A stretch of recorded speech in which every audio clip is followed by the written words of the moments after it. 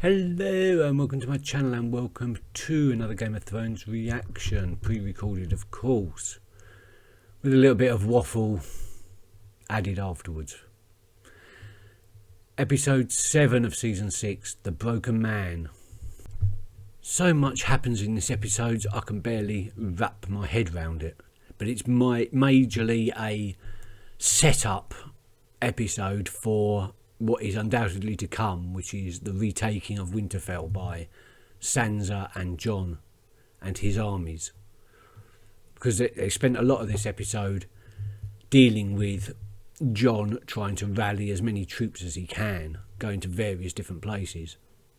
Anyway, let's talk about this afterwards. Let's watch the reaction first. Roll the VT.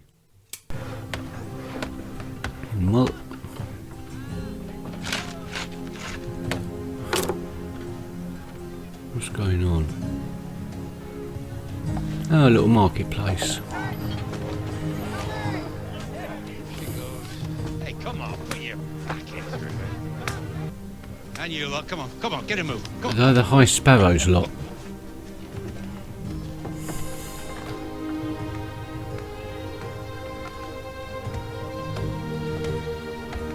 They're building a church.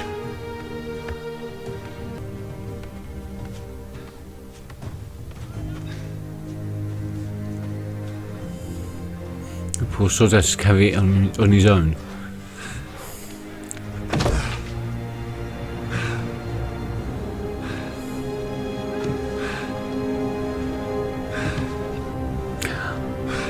The Hound. Wow. I didn't know he was still alive. How many men did it take to cut you down? Just one. Oh. He must have been some kind of monster. It was a girl. He was a woman. These aren't White Walkers. This isn't an army of the dead. This isn't our fight. If it weren't for him, none of us would be here. All of you would be meat in the Night King's army, and I'd be a pile of charred bones just like Mance. Remember Mance's camp? It stretched all the way to the horizon. And look at us now. Look what's left of us. And if we lose this, we're gone. We're gonna beat them, and we need to beat them if you're gonna survive. Put it like that. The crows killed him, because he spoke for the free folk, where no other southerners would. He died for us. No.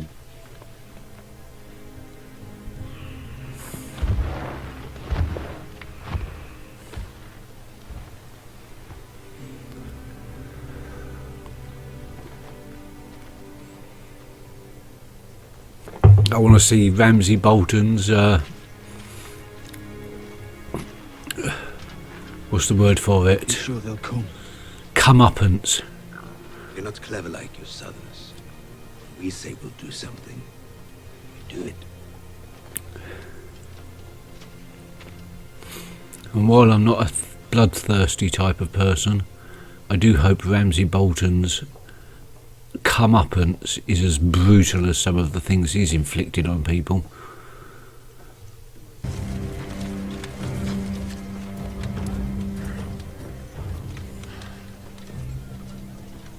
Now that is a sorry attempt at a siege. Someone needs to teach those sad twats how to dig trenches. Someone certainly does. Oh no. Not me. I'm just an up-jump sellsword. You're an anointed knight. That's quite a difference. Aye, knights don't get paid. You have better instincts than any officer in the Lannister army. That's like saying I have a bigger cock than anyone in the Unsullied army. You expect to command all the Lannister forces before long. You can be the right hand I lost.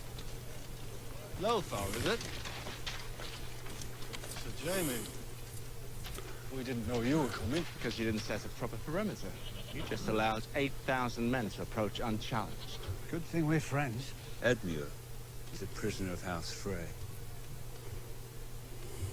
Only a fool makes threats he's not prepared to carry out. Well, let's say I threaten to hit you unless you shut your mouth. But you kept talking. What do you think I'd do? I don't give a rap. I'm here by the king's command to take back this castle. Have him bathed and fed. Unless you'd like to take his place. I think we've had enough small talk. Why are you here? Oh, she's a bitch, isn't she? Stannis Baratheon garrisoned at Castle Black before he marched on Winterfell and was killed. He showed me the letter you wrote to him when he petitioned for men. It said... I remember what it said. Bear Island knows no king but the king in the north, whose name is Stark. What you have to understand, my lady, is that... I understand that I'm responsible for Bear Island and all who live here. So why should I sacrifice one more moment life for someone else's war?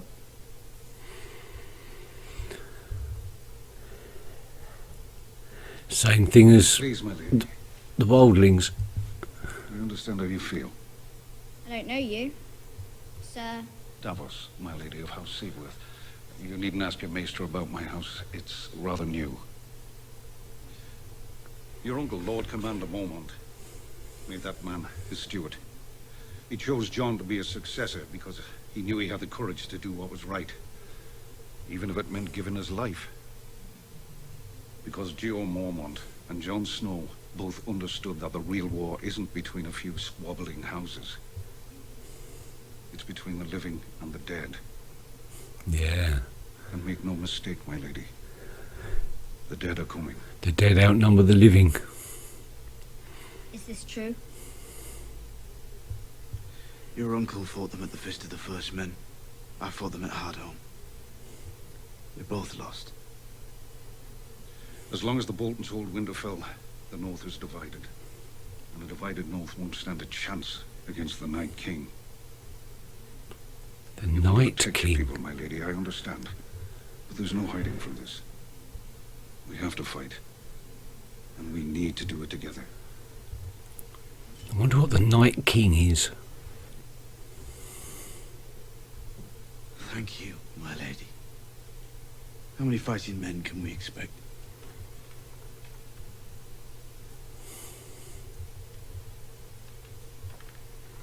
"62. What? 62. We are not a large house, but we're a proud one.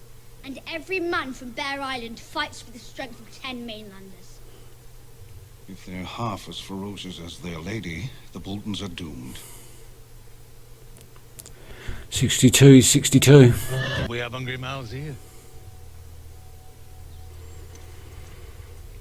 This is going to get nasty very quickly. Stay safe. The night is dark and full of terrors.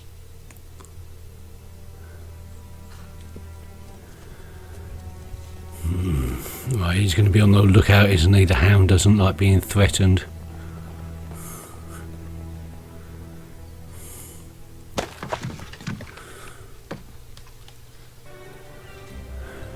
Magnificent.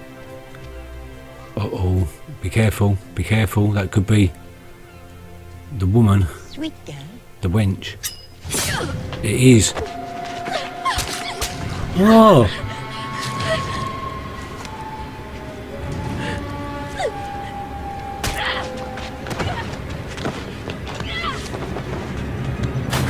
ARYA! You can't die.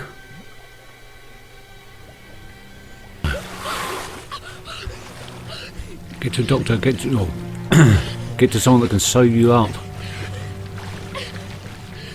A wizard or something, I don't know.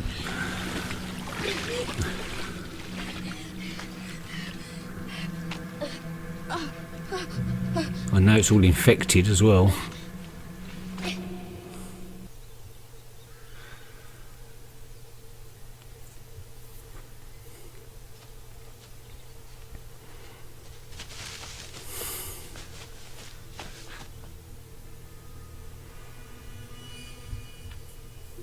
Holy crap, what happened?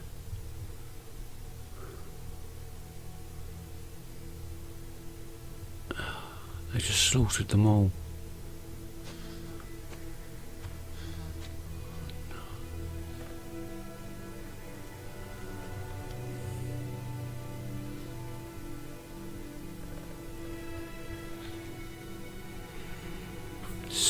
Sick. Oh, slow hanging as well. Bastards. He's gonna get revenge. Every single one of them. Oh, shit. As I said at the beginning, most of the episode was taken up by the various political storylines. And it's been made very clear that the North has to unite, has to settle its differences, get things sorted before the army of the dead arrive. This was also the first time I realised the name of the Night's King meant anything to me. I'd completely forgotten about that, and it wasn't until rewatching it that I realised that that was the first time I'd heard that phrase. Or at least the first time it had consciously made an impression. I thought the various political scenes were fantastic, especially Jon Snow's rallying of his armies. Jon Snow persuaded the wildlings to fight alongside him, and possibly some of the giants as well. Sir Davos played his part in convincing Lyanna of House Mormont to lend her minimal but effective troops to the battle, and Sansa did her part in convincing House Glover to rally behind the Starks in taking the Boltons out.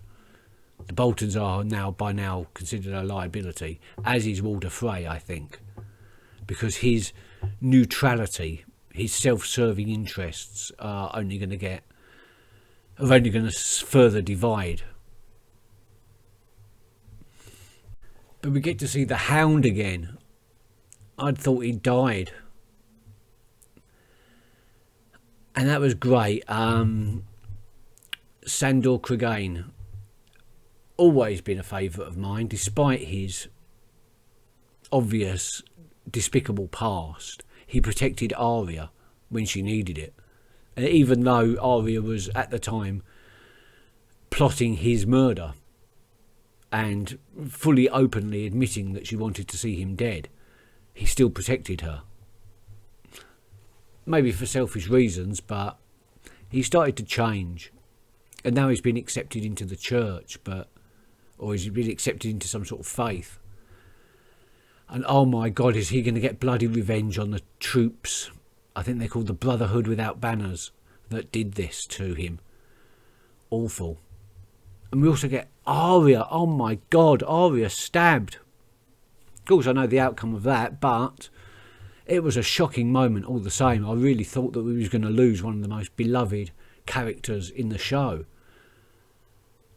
I mean, don't do this to me, Game of Thrones. We had it with Jon Snow. We can't have it with Arya as well.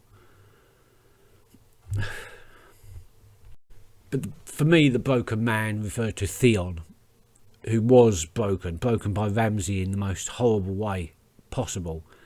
He's been a shell of his former self ever since.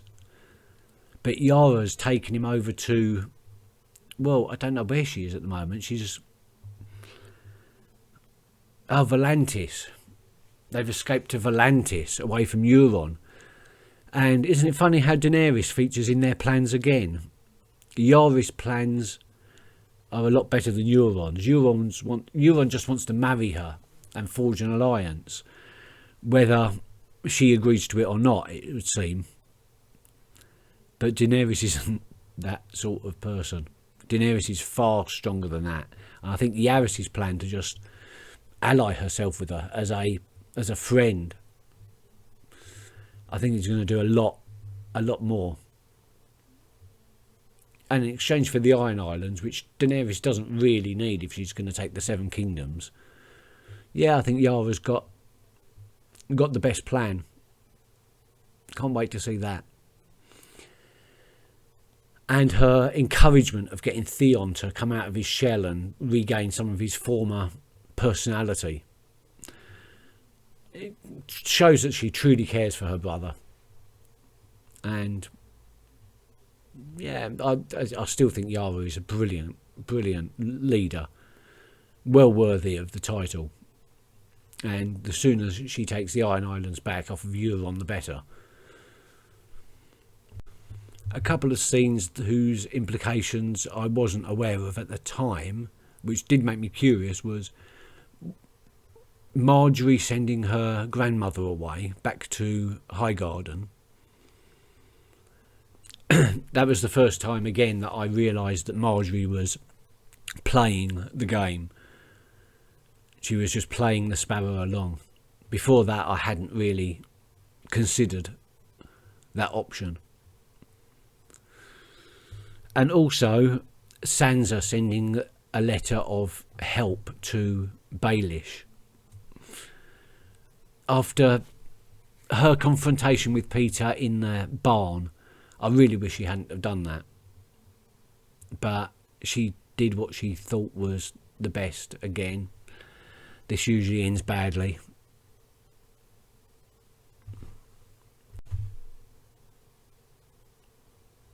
Ooh, the light went a bit funny there. Thank you for watching this reaction review thingy, what's it? I hope to catch you in the next episode. Until then, take care and bye bye.